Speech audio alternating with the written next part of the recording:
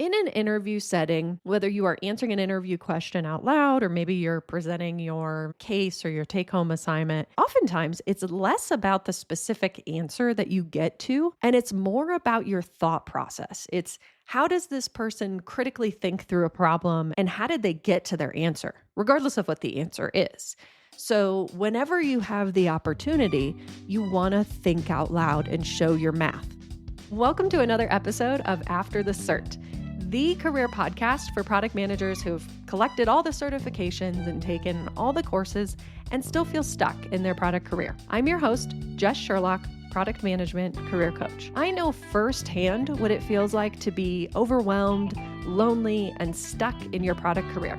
And I'm on a mission to help you feel confident and empowered to take the lead in your product career and achieve your unique career goals. You can count on me for practical and actionable advice, plus relatable stories from PMs navigating the messy middle of their career. And remember, if you're feeling stuck with your product management job search, worried about making a great impression during your first 90 days in a new product job, or you want to position yourself for a promotion at work, I'm here to help. You can check out my coaching programs at jesssherlock.com/apply and book time on my calendar so we can chat. Let's get into it.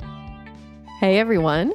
Today I want to share my top 5 tips for standing out in PM interviews because I think sometimes we can get so consumed with trying to anticipate every question that we might get asked or managing our nerves. And I want to offer different mindsets or other tips that often folks aren't thinking about that I think can make all of the difference in the world. And remember, I have spent countless hours interviewing product management candidates for various roles from associate PM to PM, all the way up to director of PM. And so some of the things I'm going to share with you today are not necessarily what first come to mind when you think about preparing.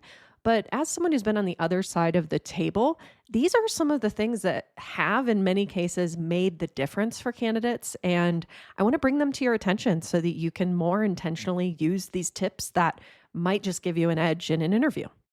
All right, so let's get into it. Tip number 1 is I want you to make sure that you do the easy stuff. What do I mean by that? So be on time, be early, right? Be prepared. Make sure that if they have sent you a pre-read or there's content in a calendar invite or they've emailed you with information about an interview and what they're hoping to accomplish, be familiar with it. Everything that they have told you is essentially them giving you the answers. Good hiring managers and good recruiters are really trying to help candidates that they want to succeed in these interviews. So if they're giving you insider details about people who will be in these interviews or tips about what to make sure you talk about, take them seriously. Sometimes that really can make the difference. Other easy stuff that you can focus on doing is being friendly, being likable. If you're a personable person, connect with the human on the other end of the call on maybe where you went to college, where you grew up, mutual connections, right? Make that human connection when you have the time. And the other thing, speaking of time, is to manage against the schedule or the agenda that they've given you. So if they have said, hey, we have an hour and we want to use the first 30 minutes for this and the last 30 minutes for that, play an active role in managing against the time and agenda that they have suggested. I can't tell you how many times I've had candidates whiff an interview simply because they lost track of time and it felt like they weren't leading and taking a leadership role in the interview itself. So since product management, really is a leadership role without authority, you have an opportunity to show that you can manage a room, you can manage a meeting effectively. Even though technically the interview is of you, you can still make sure that we're running on time or even just check in. Hey, I noticed we're at the halfway point. We said we wanted to shift to topic B. Should we make that shift now or is there something we want to wrap up, right? Notice how all of a sudden you're going to come across so much more confident, so much more like a leader, and it's just such an easy win. So tip number 1 is do the easy stuff. Win the easy stuff. All right. Tip number 2 is be yourself in every way that you reasonably can. Often people forget that the interview, is of course an opportunity for you to get a sense for the team that you might be working with, but it's also an opportunity for the team to see what it would be like to work with you. So I often tell people, what are you known for? So if you've worked with me or if you've spent any time with me, you know that I tend to be sort of self-deprecating in a funny way. I'm usually the one to crack a joke. I don't like when things get really serious. And so there's a lightness about a meeting with me. And so if there's an interview with me, I'm going to bring that same energy into it. And so I'll ask you, what is it about working with you that makes you you? And how could you give them like a sampler or a taster of what it's like to work with you? So that can be your personality and how you show up. It could be, I've had clients, for example, who really love to run a meeting with like notes live on screen. So they might even just prepare a blank document with the agenda and then use that to kind of guide the conversation. When people get to a take-home assignment or a case, sometimes they tell you to pick the platform. So they'll say you can do, a slideshow, you can do a Word doc, however you want to do it. The presentation mode is up to you. Well, I've had clients who really love to facilitate group meetings through tools like Miro or Mural. So if that's a tool that you're really comfortable in and would give them a taste of what it's like to work with you, then use that tool you're comfortable with.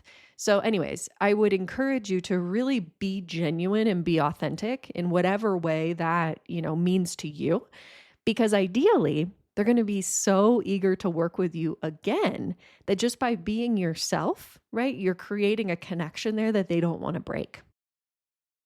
Okay, tip number 3. And this one gets PMs in general. So this tip definitely applies to when you're interviewing, but it applies really in your day job. So this one you can carry with you throughout your entire product career. If you've spent any time with me, you might have even heard me say this to you, or you've heard me say this about other people. But the tip here is show your math. Show your math. In other words, think aloud or document your thoughts out loud or in writing. So what do I mean by this? Well, in an interview setting, whether you are answering an interview question out loud or maybe you're presenting your case or your take-home assignment, oftentimes it's less about the specific answer that you get to, and it's more about your thought process. It's how does this person critically think through a problem and problem solve? And how did they get to their answer, regardless of what the answer is? So whenever you have the opportunity, you want to think out loud and show your math. Don't assume that people in the room are following along with you. So maybe they ask you a question like, how would you go about prioritizing what we should work on during the next quarter or during the next sprint? And this seems so obvious, but take the opportunity to tell them how you think. So instead of jumping right into the answer, like, for example, based on everything we've talked about, I would probably prioritize this mobile app improvement. That's fine, but you're not getting to highlight how you actually got there. So instead, take a moment, and it's really hard because us PMs, right? Our brains go a million miles a minute. I swear we can do this mental math, navigate trade-offs, and really boom, boom, boom, boom, boom, and get to a conclusion. And then the conclusion comes out of our mouth. But that can work against us. So I would encourage you to use phrases like this instead. Well, when I'm faced with a prioritization decision, these are the things I'm considering. Or if I'm ever in a situation like that, maybe they're asking you, how do you navigate conflict or trade-off decisions in a team? You might say, well, that happens often. Here are some of the techniques or considerations that I always think about, right? Maybe you say, I always consider who are the stakeholders involved. I'm always trying to think about what do they have in common or what is their success measured on. But you're thinking out loud so that if you come out and say, what I would do is actually set up time for the 3 of us to get together, talk through the concerns, that might be the right answer. But by sharing first your considerations and your thought process, you're giving them much more detail to kind of judge you on. It's just like math. If you think back to your math classes in school or college, how often did you get partial credit because you showed your process of getting to the answer? Whereas if you just put in the answer and it was wrong, you're not getting any credit, right? So that's a really, really important one in interviews, but definitely just in general as a PM. Any opportunity that you have to bring your stakeholders along and think out loud and show your math, the better. All right, next tip. And this is similar to the thinking out loud tip, actually, in that it's about frameworks and it's about how you think, but it's a little bit of a different mindset, which is wherever possible, I would encourage you to reference frameworks that you use because it can illustrate to the hiring manager and the interview team that you're not just winging it, right? You have preferred frameworks, or sometimes I refer to it as like these tools in your toolbox that you've curated over the years. So if you can reference frameworks that you use to show that you're not winging it, your approach to problems and your success is repeatable and your thinking is structured, that is great. But here's the tip. Don't be rigid. Okay, let me give you an example with prioritization methods. You might get a question in an interview where they say, what is your typical approach to prioritizing features? What you don't want to say is, well, RICE is the only framework that I use, and it is my favorite way to prioritize any features. For those of you that don't know, RICE is just one of the most common prioritization features. It happens to represent what I think is a pretty good lowest common denominator. It's allowing you to prioritize things based on reach and impact and your confidence and also the engineering effort. But my point is, it's good, I guess, in a way to have an answer, right? So if you can't answer that question at all, then that's not good at all. But a good answer, or a not so good answer, is if you just come out with a single framework and you kind of act like that's the end all be all way, and you're really rigid that that's like the only way you will work. I know it sounds, as I'm saying this, you're probably like, who would say that? People have said this in interviews. Trust me, I've been in interviews where I think maybe it's nerves, where folks want to, they're like, gosh, I got to say something. I want to sound confident. So I'm going to pick this framework and that's going to impress them. But it really quickly backfires because, again, I want to understand how you think. And not every situation's the same. Not every environment is going to be the same. And so what you really want to do when they're asking you these sorts of questions is, again, show your math and reference frameworks. But you want to do so in a way that shows that you are adaptable and open to adapting your tools to the context that you're working in, the team that you're working in, the product that you're working in. So here's a better way to answer a question like that, where they say, what's your preferred prioritization method? You might say something like this. Well, generally speaking, any prioritization method that I use is going to take into account a few factors.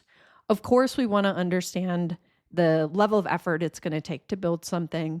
We definitely want to have a sense for how much of our customer base or how many of our customers are going to benefit. And of course, how big of a benefit, this particular feature is going to offer our customers. And maybe like a sense of the level of confidence that any particular feature is going to help us move the needle on a particular business goal. My default is usually RICE or something similar. Over the years, I've used a number of tools, including this, and this, right? So you might say, I've used WizGIF, I've used the Moscow method. Here are the other frameworks that sometimes are a better fit for the situation. Just as a simple example, the RICE framework, I tend to do that when I want to evaluate a lot of different things against each other. And I really want to have it calculate the math difference. Whereas Moscow is a really nice, if you're not familiar with Moscow, it's like must do, could do, should do, and won't do. So if you're in like a workshop setting in person and you want to get a group to prioritize things together, it's a really nice sort of visual way to prioritize, whereas RICE tends to be more appropriate if you're like in a spreadsheet, maybe working asynchronously or have a really high volume of things to prioritize. So you can see, I hope you can see, right, that the second way that I answered that question illustrates to the people in the room that I have a lot of tools. I do have a preferred tool, right? Or maybe you say a starting place. Like I tend to start with RICE unless the situation requires something different. But again, I'm saying here are the things that I'm thinking about to decide which prioritization approach is really going to be the most useful in this particular situation.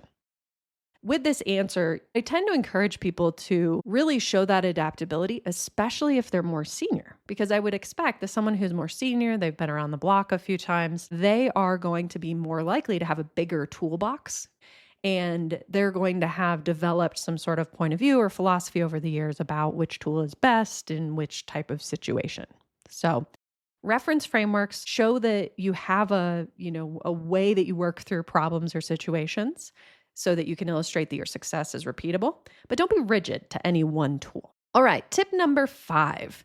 This one might be my favorite because it's a bit more subtle and it's actually a lot easier than you might think and can have quite a bit of impact. So tip number 5 is this: wherever possible, be one of them.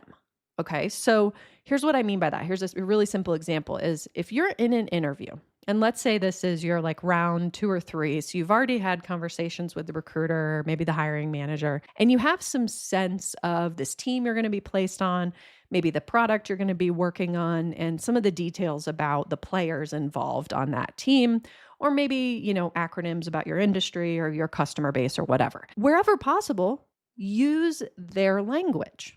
So if they refer to their product organization as, let's say, EPD, that's a common one, engineering, product, and design. If they refer to the team as EPD, then refer to the team as EPD. If they refer to the product by the acronym, use the acronym. If you know other members of the team, so if you know, for example, hey, I'm going to be working on this initiative that's really important to the XYZ team, or I had a really interesting conversation with Frank over on the ABC team. Wherever you can use people's names, team names, acronyms, you can reference maybe goals or initiatives that they have mentioned, do it. Because I'll tell you what, humans tend to really like people and things that are familiar to them. So in using their language, you make it very easy for them to see you as a member of the team already, as opposed to being this outsider. This has stood out to me. Maybe it's one of my own pet peeves, who knows? But maybe you'll notice this about people that have interviewed with your teams once I say it, which is I've been in interviews before where I might ask them to come in and either present their case or work through a problem with us. And they come in and they use words like you and me. So they'll say, in this situation, I would usually do this, or have you thought about doing this? Have you ever worked through a problem like this? There's something really divisive about that language in an interview setting that is so easy to fix. And so when I've had candidates who come in and they just adopt the role of being a member of the team, it's so natural. And it just, I don't know, it like creates a much more familiar, comfortable conversation. And I've even had situations where I kind of forget the person doesn't already work for us. So it's a really simple way to sort of create that familiarity and this like camaraderie, I guess. So if you're in an interview, wherever possible, say us, say we. That's a really simple one, but I've found personally that the folks who come in and do that, they feel like they want to be a part of our group. And so I think it speaks volumes, right? Without you even really having to change much. And I can promise you, it will have a either implicit or maybe even an explicit impact on how folks view you. All right, so those are my top tips for standing out in PM interviews. As always, learning is nothing without action. So I will ask you, if you are currently interviewing, which of these are you going to take to heart and how are you going to actually apply these? Are you going to find a way to do the easy stuff? Are you going to find ways to be yourself? Are you going to make sure you show your math and think aloud? Reference frameworks so that you can show that your success is repeatable, your thinking is structured, but you're not rigid? Or are you going to try to be one of them somehow and really use language like us and we and really embed yourself so they kind of forget that you weren't already hired? If you have any other tips or things that you think have helped you stand out, please let me know. Maybe I'll include it on a future episode. And as always, if you feel like you could use some one-on-one support in your job search, please reach out. I'd love to chat with you about my Sprint program. It is for end-to-end support, everything from deciding on your application strategy and building out an effective resume in LinkedIn, all the way out to take-home assignment, mock interview prep, and of course, offer and negotiation. You can check out all of my programs at jesssherlock.com/apply. That's jesssherlock.com/apply, and you can book a call so we can chat. You can also connect with me on LinkedIn. Send me any questions or comments you have in a DM. I'd love to hear from you. And I'll see you next time on After the Cert.